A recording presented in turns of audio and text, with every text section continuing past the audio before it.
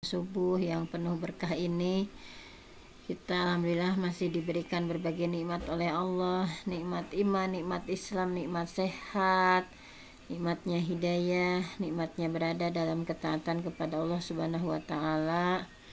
Nah, alhamdulillah kita sudah menginjak ya di 10 hari kedua ya di bulan Ramadan ini.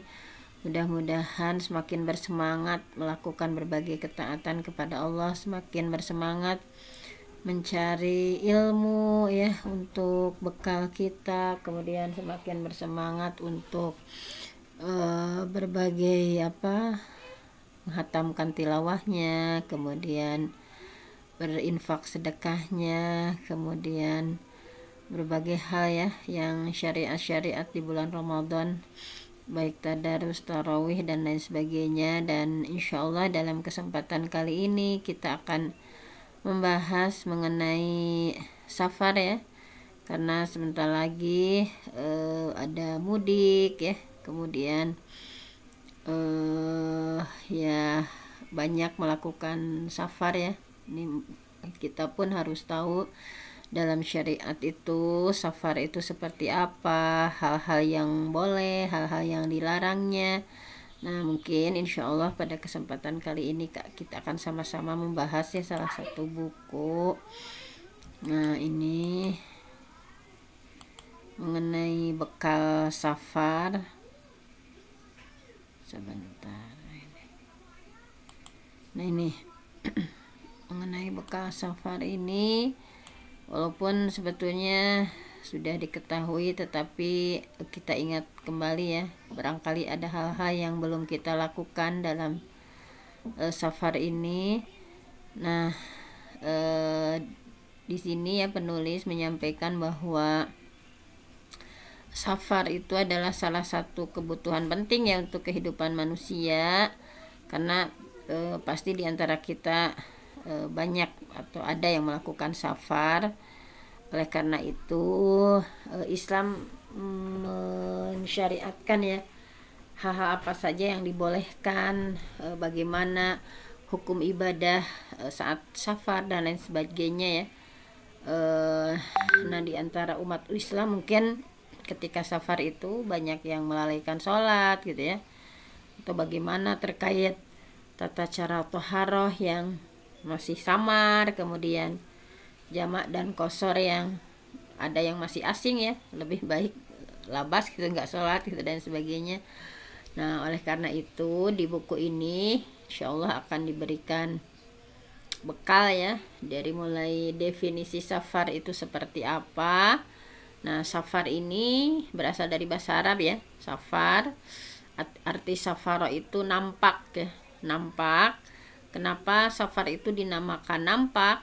Karena saat safar itu ini menampakkan wajah asli atau akhlak asli seseorang ketika safar itu akan terlihat gitu ya. Nah, diantaranya ada Shadaqah bin Muhammad, beliau menyampaikan bahwa jadi dengan safar itu timbangan ya, atau safar ini nantinya bisa menampakkan sebetulnya akhlak seseorang itu seperti apa itu dengan safar. Nah, bahwa pernah ada ya salah seorang sahabat yang berkata kepada Umar bin Khattab radhiyallahu an, bahwa beliau menyampaikan sesungguhnya si fulan itu orang yang jujur gitu. Nah, kemudian Umar nanya, apakah jadi untuk mengukur seorang jujur atau tidak gitu ya. Nah, jangan dulu menyampaikan jujur, sehingga Umar nanya, pernah nggak kamu safar bersama dia? Nah, kemudian orang itu menjawab, tidak ya, tidak pernah safar bareng. Pernah kamu berhubungan bisnis dengan dia? Tidak juga, tidak pernah berhubungan bisnis. Pernah kamu ngasih kepercayaan sama beliau? Nah, kemudian tidak juga. Kemudian kata Umar, berarti kamu tidak tahu tentang orang itu kalau gitu. Nah, jadi untuk mengukur kejujuran tadi ya, contoh saja misalnya kejujuran, akhlak seseorang itu bisa dilihat dari diantaranya safar. Nah, Nah, kemudian secara istilah safar itu sudah sangat populer ya. Pokoknya safar itu kita menempuh perjalanan yang dengan safar itu nanti bisa merubah hukum. Ketika kita niat safar, maka bisa merubah hukum. Nah, jadi safar itu seseorang meninggalkan kampung halamannya ya, dan menjadikan seseorang itu boleh mengambil keringanan-keringanan syariat ketika safar. Jadi ada keringanan-keringanan syariat ya saat safar. Nah, kemudian jaraknya nih, walaupun ini masalah jarak banyak perbedaan pendapat ya. Ada yang sekian kilo gitu ya, ada yang berpendapat sekian kilometer dan lain sebagainya. Nah, tapi dalam buku ini beliau menyampaikan bahwa tidak ada jarak tertentu dalam safar. Nah, kalau menurut ini ya, bahwa kalau di Fathul Bari kan Ibnu Hajar menyampaikan banyak pendapat ya. Menurut ulama ini sekian ya, ini tergantung keyakinan masing-masing, dipersilahkan saja.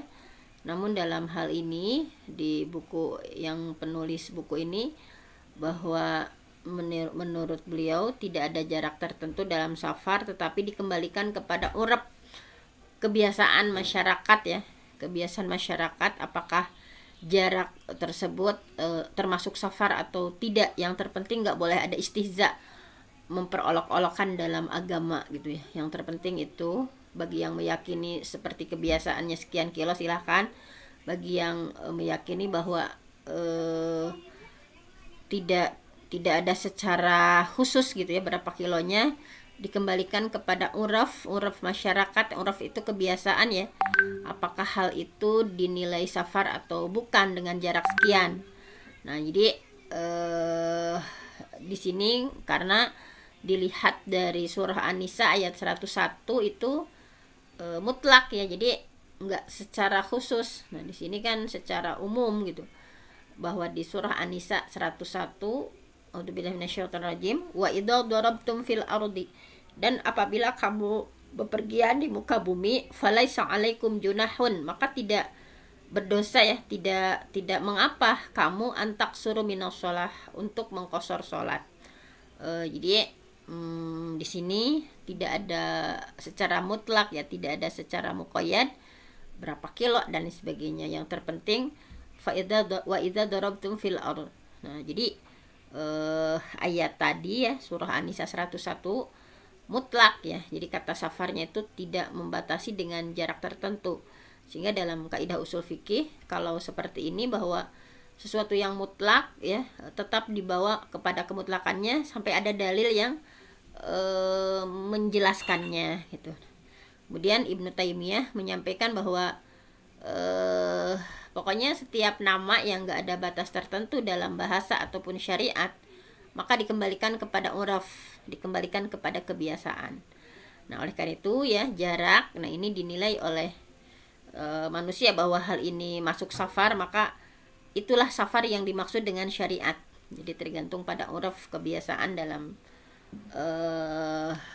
bahwa segini itu safar gitu ya. Gak mungkin kan kita misalnya saya pergi ke sekolah gitu ya, sekolah kan jaraknya dekat kan, itu nggak disebut safar. Tetapi secara uraf yang disebut safar itu dipahami seperti itu. Kemudian Ibnu Qayyim al-Jauzi menyampaikan bahwa Nabi tidak membatasi ya kepada umatnya batasan tertentu tentang jarak safar untuk bolehnya mengqashar sholat dan bolehnya buka saum, tetapi beliau mengungkapkan bahwa kata safar secara mutlak. Jadi kata safarnya itu bukan muqayyad tetapi mutlak. Sehingga Allah ya memutlakkan tayamum pada setiap safar. Nah, asal jangan ngaheureukeun dinu masalah agama gitu ya. Masa ia berangkat dari sini ke sekolah misalnya itu dianggap safar, sehingga nah itu jangan. Adapun di sini ya riwayat-riwayat yang menyampaikan ada batas-batas tertentu, sehari, 2 hari, 3 hari. Nah, sebetulnya belum ada hadis sahihnya, karena hadis sahihnya itu semuanya secara mutlak. Tapi kalau kita sudah berkeyakinan tentang sekian-sekian, masih dipersilahkan saja. Nah, kemudian bahwa seperti itu ya. Nah, kemudian batas lamanya safar. Nah, ini batas lamanya safar juga. Nah, ini juga sama, berbeda pendapat ya batas lamanya safar. Ada sampai 20 pendapat tentang hal ini ya. Nah, di sini kalau penulis ya, menulisnya itu bahwa sama gitu ya. Tidak ada batas waktu tertentu, sama dikembalikan kepada uruf masyarakat. Secara uruf, secara kebiasaan masyarakat, yang namanya safar itu berapa lama gitu ya. Nah, di sini pokoknya kalau di sini orang yang asing ya dari kampung punya 3 keadaan.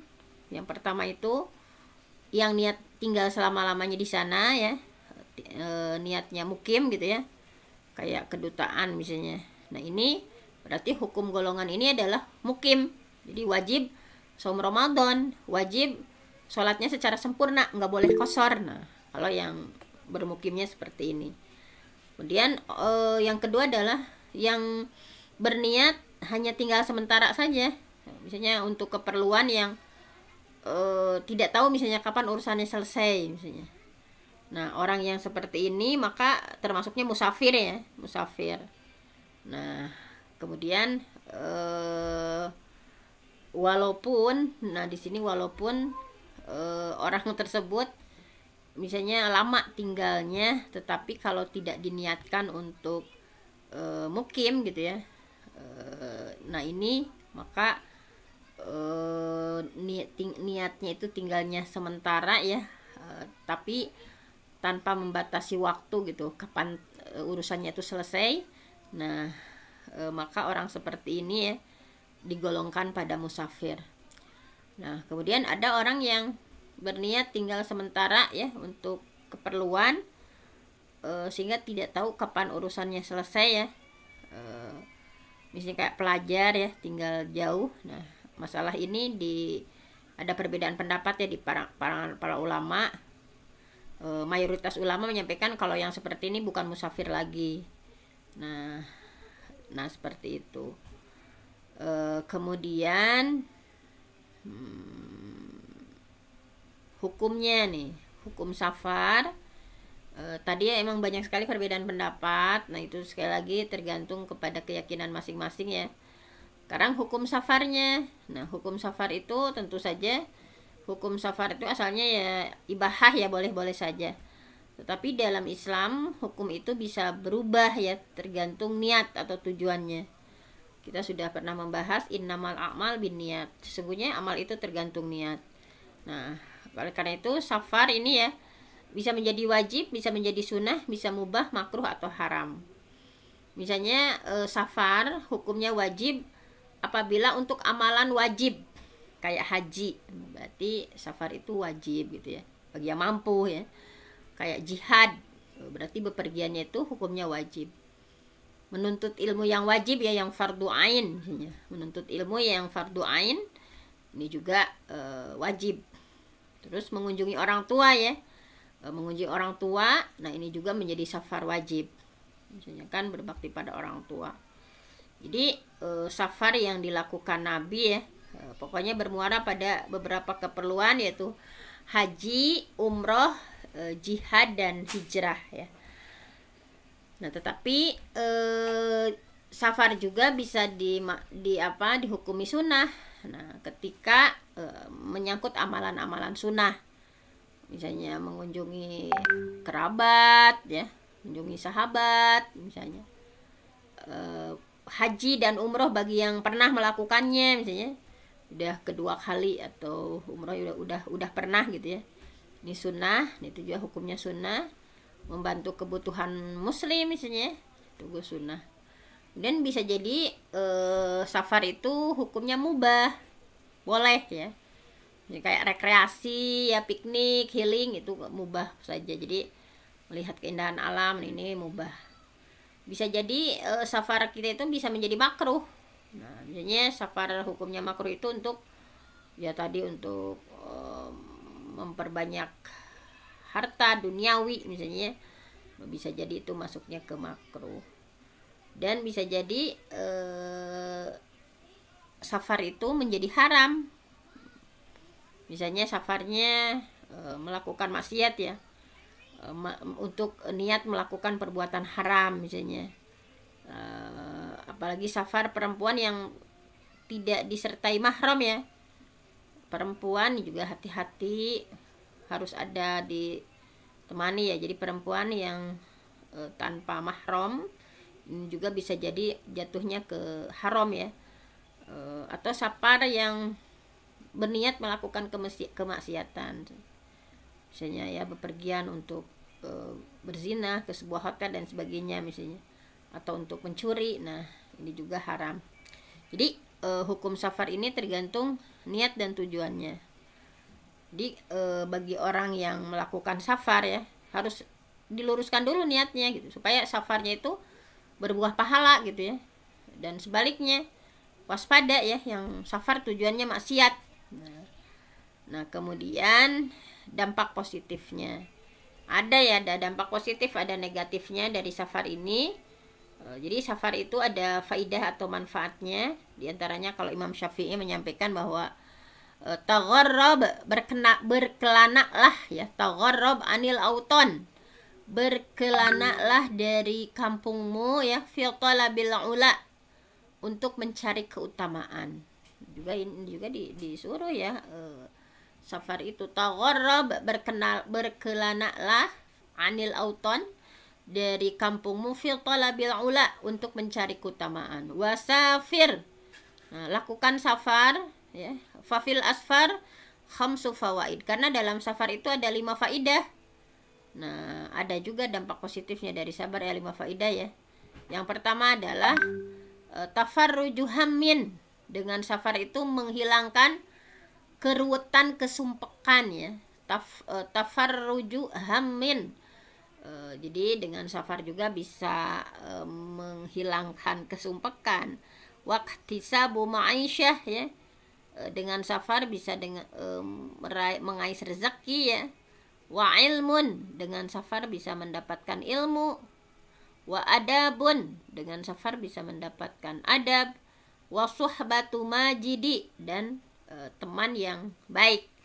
Nah ini ya diantara faidah safar, bisa menghilangkan kesumpekan tadi ya. Karena kan ketika seseorang nggak pernah kemana-mana gitu ya, bisa jadi nanti jemu, bosan gitu ya, terus menerus dalam suatu tempat, kayak makan dengan satu jenis makanan terus itu ya.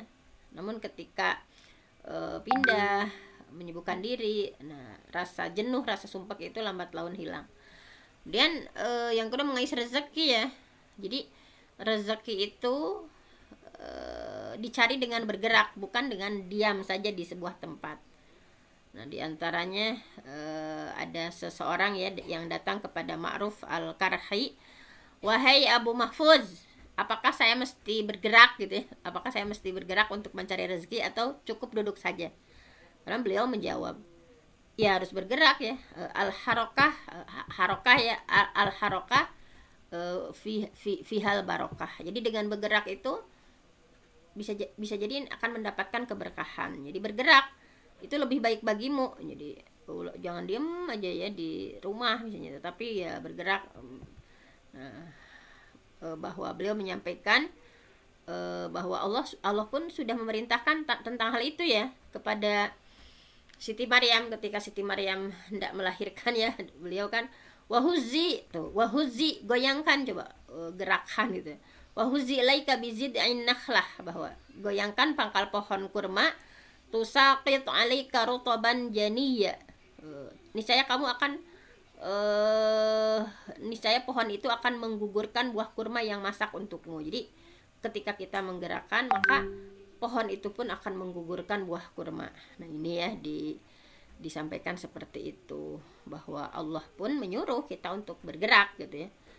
Bahwa beliau menyampaikan, alangkah indahnya ucapan As-Sa'alibi ya, alam taro annallah qala li Maryam, bukankah Allah juga nyuruh gitu sama Maryam, wa huzzi ilaiki al-jid'a, tadi ya, bahwa nyuruh untuk menggerakkan pohon kurma sehingga pohon kurmanya nanti yang akan ngasih rezekinya. Bahwa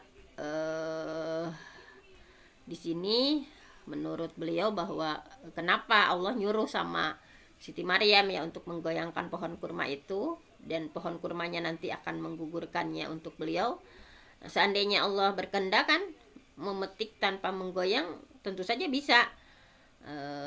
Tinggal sama Allah dikasihkan ke Siti Maryam, tetapi nggak seperti itu. Segala sesuatu itu harus ada sebabnya. Nah, kalau dalam istilah agama gitu ya. Kemudian dengan safar juga bisa mendapatkan ilmu. Nah, kebiasaan para ulama salaf ya, dari para sahabat, kalangan tabi'in, bahwa mereka itu sering ya melakukan safar, perjalanan jauh untuk menimba ilmu. Bahkan tidak sedikit ya mereka ya menempuh perjalanan berbulan-bulan hanya untuk mencari satu hadis gitu ya. Kalau kita makan kayak gini saja ya, lebih dari satu hadis setiap hari kita kayak di Zoom yang kajian kita juga ya. Para sahabat itu dulu ya sampai berbulan-bulan untuk mencari satu hadis saja itu melakukan safar yang luar biasa gitu ya. Banyak ya kita udah tahu bagaimana kisah mereka gitu. Untuk mendapatkan satu hadis saja perlu safar yang dilakukan secara berbulan-bulan. Kemudian dengan safar juga bisa meraih adab. Jadi ketika melihat adab dan akhlak ya para ulama solih misalnya di sebuah tempat, maka kita pun bisa meniru gitu ya. Misalnya kita bepergian ya kepada ulama siapa, melihat adab atau akhlak yang kita belum pernah melakukannya. Kemudian bertemu teman ya, banyak yang melalui safar dapat teman baru gitu ya, dapat saudara baru. Nah, itu bisa mempererat persaudaraan dan mengangkat kedudukan. Menambah iman juga. Nah, dengan safar itu bahwa misalnya kita safar piknik misalnya, atau ya ke sebuah tempat melihat ya keajaiban ciptaan Allah, yang hal ini bisa menambah keimanan kita terhadap kebesaran Allah ya. Kita tadabur, kalau istilahnya tadabur alam ya. Kalau kita tadabur alam itu jangan diniatkan hanya untuk menikmati pemandangan saja ya, tapi niatkan safar bahwa mudah-mudahan bisa menambah keimanan kita. Nah, ini kan dalam surah Al-Ankabut disampaikan ya, kul, katakanlah ya, siru, nah berjalanlah kalian, nah tuh siru, berjalan kalian fil ardi, di muka bumi, fanduru, maka perhatikan kaifa bada al khalqa, bagaimana Allah menciptakan manusia dari permulaannya. Tsummallah yunshi'un nash'atal akhirah, kemudian Allah menjadikan sekali lagi. Jadi ini ya kayak bepergian safar, misalnya memperhatikan kebesaran Allah, ke gunung, ke laut misalnya, ke daerah-daerah ya, bahwa siru, berjalanlah di muka bumi, fanduru, maka perhatikan oleh kalian kaifa bada al khalqa, bagaimana Allah menciptakan manusia ya di permulaannya. Tsummallah yunshi'un nash'atal akhirah, kemudian Allah menjadikannya sekali lagi. Innallaha ala kulli syai'in qadir, sesungguhnya Allah itu maha kuasa atas segala sesuatu gitu ya. Jadi mencakup perjalanan dengan kaki dan kendaraan juga ya nih. Boleh mencakup juga perjalanan dengan merenungkan. Jadi ketika kita mendapati misalnya, wah betapa indahnya nih Danau Toba, sambil difikirkan ya, tafakkaru fi khalqillah, tafakkaru, bertafakurlah ya fi khalqillah, tentang ciptaan Allah, wala tafakkaru fi zatillah. Nah, jadi sambil oh ya Masya Allah, laut yang begitu indah, gunung yang begitu luar biasa gitu, sehingga bisa menambah keyakinan kita ya sama Allah dan keimanan kita kepada Allah Subhanahu wa taala. Kemudian diantaranya juga nih, tanggung sedikit lagi yang ininya, menyehatkan badan. Jadi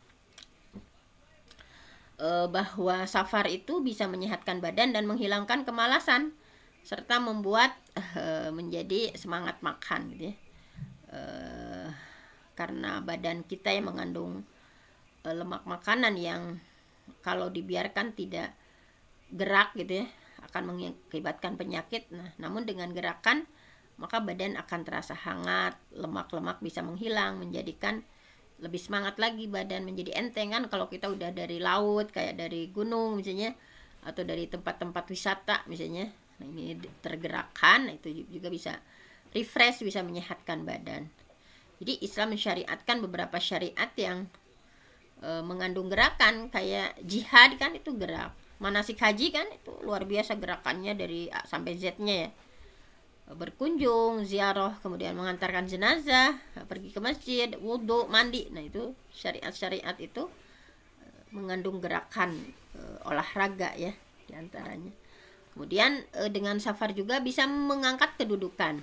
Nah, ini ya, bahwa sangat terlihat dalam sejarah Nabi ketika beliau dikucilkan ya di Mekah ya. Kemudian beliau keluar hijrah meninggalkan kota tercinta Mekah yang sudah bertahun-tahun beliau di sana, tetapi karena beliau dikucilkan di kampungnya sendiri gitu ya, bahkan di Mekah itu Rasulullah diboikot gitu ya berapa tahun gitu ya, tidak melakukan muamalah ya perdagangan, kemudian bahkan akan dibunuh juga. Nah sehingga beliau hijrah tuh ke Madinah, sehingga ketika kekuasaan beliau menguat ya, bisa kembali ke kampung halaman setelah di Madinah menjadi seorang presiden ya, menjadi pemuka agama dan pemuka negara. Nah ketika kembali ke kampung halamannya sudah menjadi punya kedudukan yang kuat. Nah di sini bisa diambil faidah tentang dianjurkan ya berpindah gitu atau hijrah dari tempat yang membahayakan diri ya. Nah ini wa inna sharihal amri ya, bahwa sesungguhnya termasuk sharihal amri warra'i li imlimri'in idza balagathu syamsu ayyatahawwala. Pi casan laptop sedikit lagi tangguh di kantong ibu. Nah, di kamar sih kan. Wa inna sharihal amri warra'i, sesungguhnya termasuk kecerdasan seseorang limriin ya seseorang, idza balagot husyamsu ayyatahawwala, ketika terkena sengatan sinar matahari dia segera berpindah. Nah kemudian dengan safar juga bisa menuai pahala. Nah amalan ibadah yang tidak dia lakukan karena sebab safar ya tetap dicatat melakukan misalnya, walaupun dia tidak melakukan. Jadi luar biasa ya dengan safar. Biasanya kita misalnya kalau nggak safar tahajud ya, tetapi ketika safar karena ada kesulitan maka tidak melakukan sholat tahajud, maka tetap pahalanya dicatat gitu. Luar biasa ya. Jadi amalan ibadah yang tidak dia lakukan karena biasanya duha, tapi karena safar tidak melakukan, maka dicatat pahalanya. Idza maridul abdu, apabila seorang hamba sakit, au safaro atau bepergian, kutibalahu mithla ma kana ya'malu muqiman sahihan, maka ditulis seperti apa yang dia lakukan ketika mukim dan ketika dia sehat. Tadi misalnya udah biasa nih kalau nggak safar melakukan tadi ya kayak duha atau kayak tahajud misalkan, atau kebiasaan-kebiasaan kita lainnya, nah, tetap dicatat pahalanya. Kemudian dengan safar juga ya terkabulnya doa gitu ya. Kita sudah sering membahas bab ini. Salah sudah awat ada 3 doa mustajabat yang dikabulkan ya, la syakka fihinna, tidak ada keraguan. Da'watul walid, doa orang tua, wa da'watul musafir, doa orang yang sedang bepergian, wa da'watul madlum, doa orang yang terdolim. Bahwa Ibnu Al-Hafiz Ibnu Rajab menyampaikan, jadi bertambah lamanya suatu safar akan lebih menjadikan sebuah doa terkabul gitu. Makanya nanti ketika kita umroh ya, ketika kita ziarah mudik ya ke orang tua gitu ya, jadi bertambah lamanya suatu safar akan lebih menjadikan sebuah doa itu terkabulkan, karena hati ya saat itu rendah kan, disebabkan kita merasa asing kan di kampung, dari kampung halaman ya, dan kerendahan hati dan menanggung beban itu adalah salah satu sebab terkabulkannya doa. Nah, kan kayak kita lagi umroh kan nggak, oh ini jauh dari sanak keluarga, nah sehingga kita merasa lebih hati-hati lagi, lebih merasa rendah di hadapan Allah. Nah, itu menjadi sebab terkabulkannya doa. Nah, kemudian ada dampak negatifnya juga. Nah, tetapi karena udah siang nih ya, mungkin akan kita bahas besok ya, dilanjutkan. Ini masih banyak juga ya, adab safar seperti apa, misalnya dari mulai sholat istikharah, kemudian berbagai hal ya di sini disampaikan. Dan untuk hari ini dicukupkan dulu sampai keistimewaan atau faidah ya ketika kita melakukan safar, diantaranya sudah dibahas. Nah, tadi dampak positifnya itu ada 10 ya, sampai terkabulkannya doa dengan sebab safar. Nah, mungkin hanya itu saja ya hal-hal ringan yang kita bahas, tetapi ini mudah-mudahan lebih memperbaiki diri juga kita ya saat kita bersafar, tahu syariatnya seperti apa yang boleh, apa yang nggak boleh, di lebih bermakna lagi kehidupan kita gitu ya, karena kita lebih tahu lagi adab-adab gitu ya. Hal sekecil apapun dalam Islam itu begitu Allah mengaturnya gitu ya. Nah, mungkin hanya itu saja. Saya mohon ampun sama Allah. Yang benar datangnya dari Allah, yang salah dari saya sendiri. Aku qauli hadza wa astaghfirullah li wa lakum. Wassalamualaikum warahmatullahi wabarakatuh. Waalaikumsalam warahmatullahi wabarakatuh. Terima kasih jazakallahu khairan untuk Bunda Dr. Penti yang telah menyampaikan materi kajian hari ini, yaitu tentang safar ya. Alhamdulillah kita sudah nambah lagi ilmu tentang hikmah bersafar ya, yang selama ini kita hanya kalau safar itu menikmati alam dan lain sebagainya, ternyata banyak hikmah yang terkandung di dalamnya ya. Alhamdulillah menambah lagi baik. Ibu-ibu yang dirahmati Allah Subhanahu wa taala, untuk menutup kajian pagi ini kita tutup dengan membaca istighfar 3 kali dan doa kafaratul masjid. Astagfirullahaladzim, astagfirullahaladzim, astagfirullahaladzim, subhanakallahumma wa bihamdika, asyhadu an la ilaha illa anta, astaghfiruka wa atubu ilaik. Walhamdulillahirabbil Rabbil alamin. alamin. Allah khairan kasiran untuk semuanya. Saya mohon maaf apabila ada kesalahan.